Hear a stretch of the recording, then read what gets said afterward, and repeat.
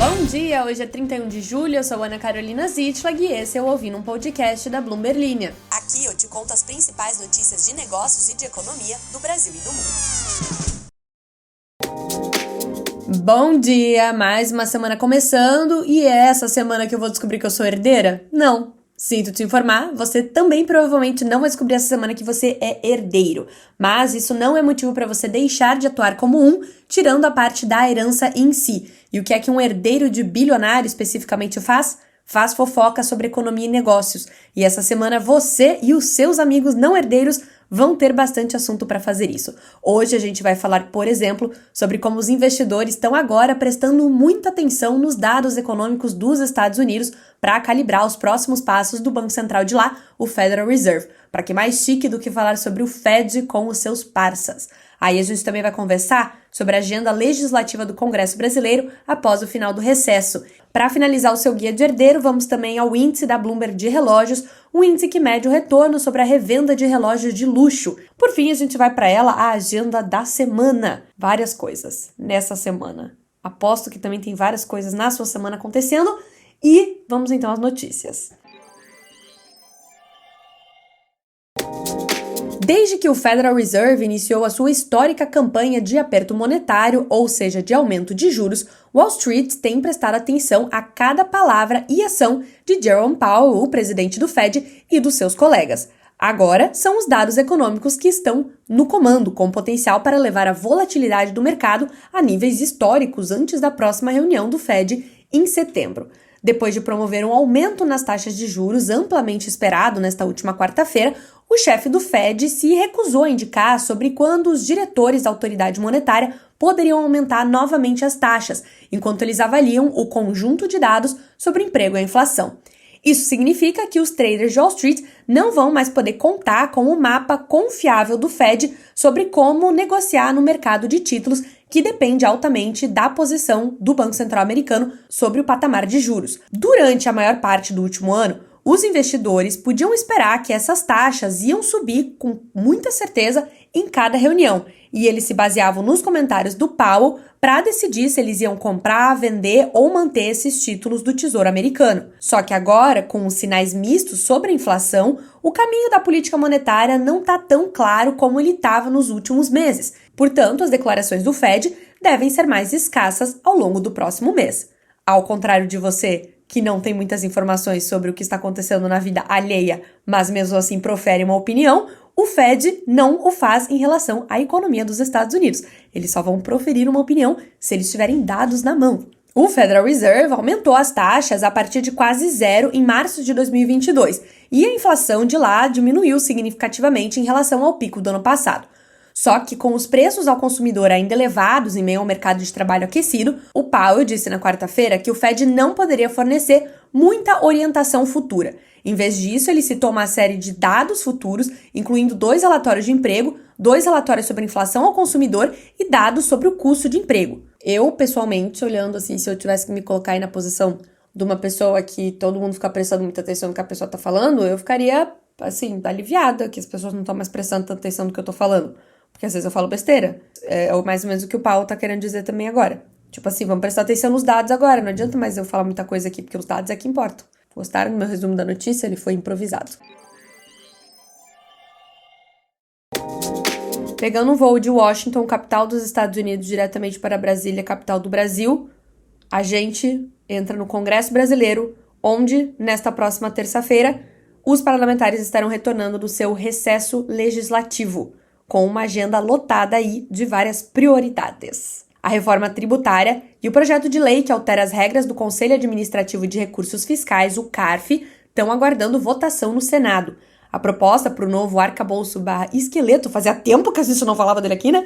A proposta para o novo esqueleto fiscal foi alterada pelos senadores e precisa ser discutida novamente pela Câmara dos Deputados, o que deve acontecer no próximo mês, de acordo com o site da Câmara. A agenda também vai incluir o orçamento de 2024 e propostas para aumentar a arrecadação de impostos, o que faz parte do compromisso do ministro da Fazenda, Fernando Haddad, de eliminar o déficit fiscal no próximo ano. O governo pretende discutir ainda a reforma administrativa, só que somente após aprovar a revisão tributária e outras legislações relacionadas ao assunto, como a tributação de riqueza e renda, de acordo com o jornal Folha de São Paulo. No início da semana passada, o presidente da Câmara dos Deputados, Arthur Lira, afirmou que a reforma administrativa vai ser o próximo grande tema a ser discutido no Congresso. Então, em breve estaremos aí colocando o nosso jalequinho de reforma administrativa. Só que, antes de vencer as eleições presidenciais no ano passado, o presidente Luiz Inácio Lula da Silva disse que trabalharia contra o texto discutido na casa. Então, você provavelmente vai ser obrigado a ter uma opinião sobre isso na mesa de bar com os seus amigos. O Ministério da Fazenda, por sua vez, estuda alternativas para tributar os benefícios fiscais do ICMS, uma vez que a decisão favorável do Superior Tribunal de Justiça no primeiro semestre do ano não teve o efeito desejado na receita. Você que acha chique ter aqueles relógios grandes, que tem vários ponteiros, essa notícia é para você. A Ômega e modelos da Cartier, tô dando várias opções de pronúncia aqui para vocês não me encherem a paciência depois, estão se valorizando enquanto os preços dos relógios Rolex, Patek Philippe e Audemars Piguet, mais populares de maior valor, continuam em queda no mercado secundário. Estamos falando sim de trade de relógios. O índice de relógios Subdial Bloomberg caiu 1,4% em um mês e agora acumula uma queda de 16% no último ano. O índice da Bloomberg acompanha os 50 relógios mais negociados no mercado secundário em termos de valor e consiste principalmente em modelos Rolex, Patek e AP, ou Audemars Piguet. Taxas de juros mais altas, crescimento econômico instável e a queda nos valores das criptomoedas se combinaram aí para aumentar a oferta de relógios de luxo usados e reduzir os preços após uma alta em 2021.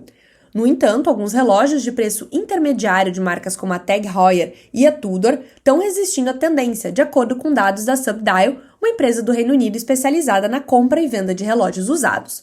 O valor de um grupo de 5 relógios selecionados subiu 17% em um ano. O aumento nos preços mostra que colecionadores e entusiastas estão buscando relógios raros e subvalorizados, em alguns casos de tamanhos menores. O relógio Omega Seamaster de 36mm de diâmetro está agora sendo vendido por cerca de $5.253. Segundo Chris Davis, cofundador da Subdial, esse modelo está ganhando popularidade por capturar a tendência em direção a bens de luxo mais discretos e de tamanhos menores, o famoso Quiet Luxury. O Santos Galbi, por exemplo, muito menor do que a média, com apenas 28mm e negociado por cerca de $5.060, também reflete essa tendência e faz parte do aumento de popularidade dos relógios chamados Neo-Vintage dos anos 90.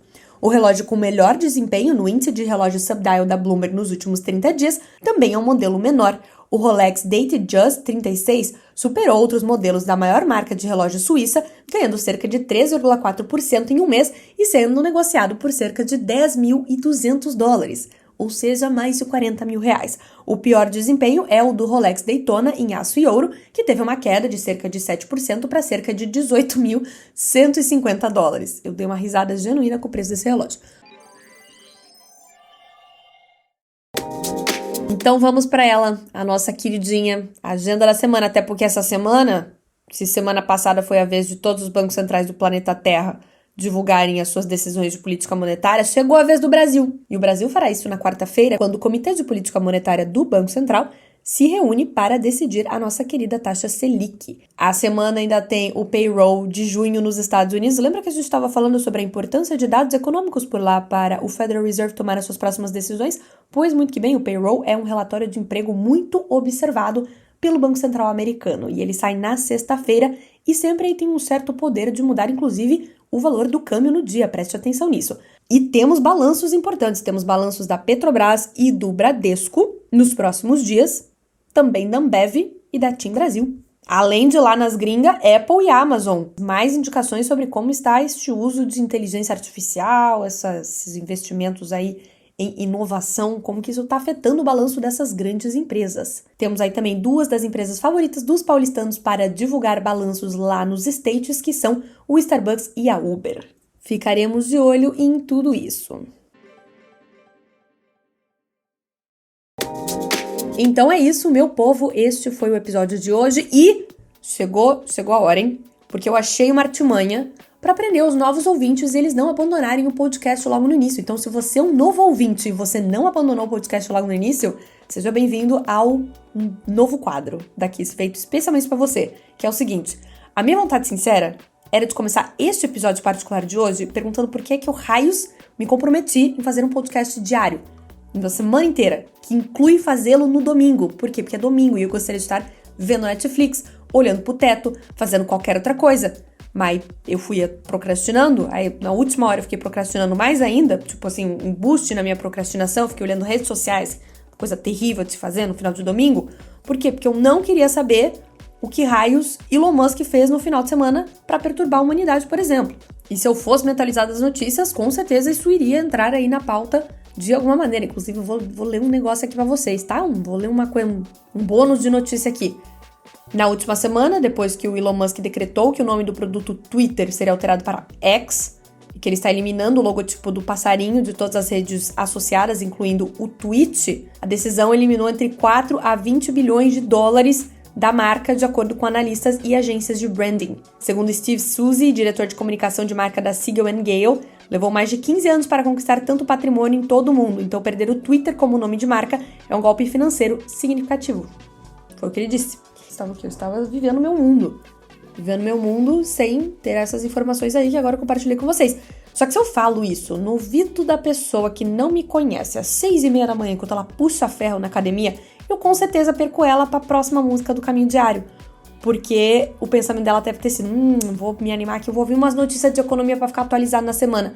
Aí vem a moça falando que não, já nem segunda-feira já não aguenta mais. É chato.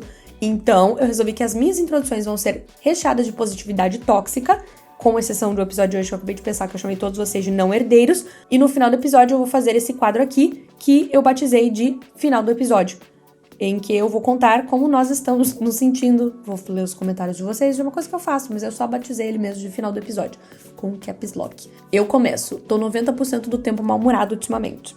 Como vocês estão? O Jean Tonin, que é sempre um prazer, ele participa bastante, elogiou que eu fui no rolê na quinta-feira passada e eu apareci com a voz intacta. A gente vai aprendendo uns truques, né, Jean? Qualquer dia desses eu vou estar gravando o podcast do rolê e vocês não vão nem ficar sabendo. A Amabile disse que gosta do final da aula e vários pontos de exclamação. Que ela é uma aluna puxa-saco, ela se sente maravilhada em caps lock com as notas pós-notícias, que agora, Amabile, estamos chamando aqui de final do episódio em caps lock. Ela diz pra eu fazer sempre ou não, tu que sabe, gosto da Amabile, ela me deixa na liberdade de fazer o que eu bem entender. Aí o Vinícius também pediu se teria um espaço aqui pra falar do faturamento do filme da Barbie e se tem uma empresa ligada aí à Barbie na bolsa para que todas possam investir caso tenha um Barbie 2 por conta do lucro. Vinícius, eu te respondo agora, tá? Faturamento Barbie Bloomberg Linha, porque é assim que eu pesquiso notícia, porque tem tudo na Bloomberg Linha. Ai, que gente... É porque eu lembro que eu li essa notícia no final de semana, tá bom? A Mattel, Vinícius, a Mattel é a empresa que é dona da Barbie, da boneca. A Mattel está enxergando oportunidades para uma sequência do filme com o nome da boneca após o sucesso global. Parte do plano da empresa de brinquedos para transformar seu portfólio de marcas em grandes franquias de Hollywood. O Caio falou que levou 2 semanas para tentar achar meu perfil no Instagram. É ana.sieds. E agora eu vou soletrar ele de novo, tal qual eu faço quando eu estou no telefone com alguma pessoa e eu preciso soletrar o meu sobrenome. E aí eu decorei um jeito. Então, o meu Instagram, anota aí, ana.s de sapo, I de igreja, E de escola, D de dado, S de sapo. É isso. Aí tem o resto do meu sobrenome, mas não precisa colocar no coisa do Instagram, porque é só esse aí, meu Instagram. Então é isso, tá bom? Acabou o episódio. Boa semana a todos, todes e todas. E pintem suas unhas de rosa, tal qual eu fiz hoje. Estão lindas, estou olhando pra ela agora. E nos vemos amanhã. Grande beijo.